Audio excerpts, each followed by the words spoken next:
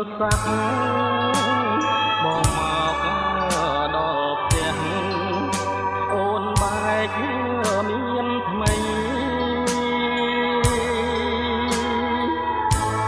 អូនយករូបគេជាមន្ត្រីធ្វើមិនដាច់រូបប្តីថាណាំងគល់សូ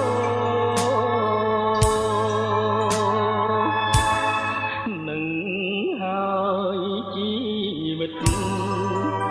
គល់សូអភ័ព្វគល់សូគ្មានទ្រព្យឲ្យគ្រប់ចិនដា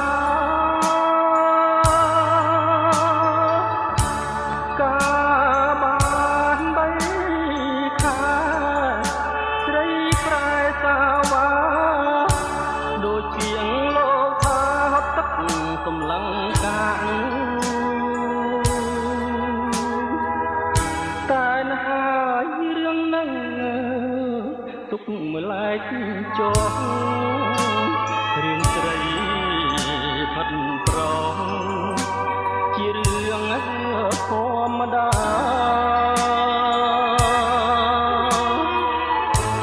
រឿងធំជាងទេគឺជាតិខេមរាលាស្រីសាវ៉ាលៀបតាអងក្លិន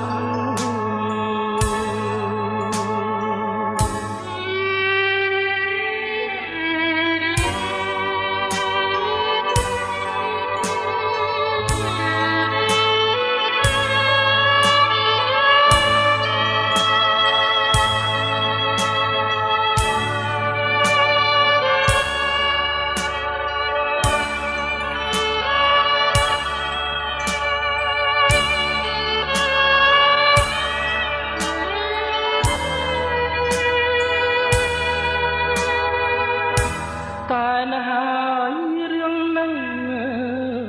ទុកម្លែកចោលរឿងស្រីផាត់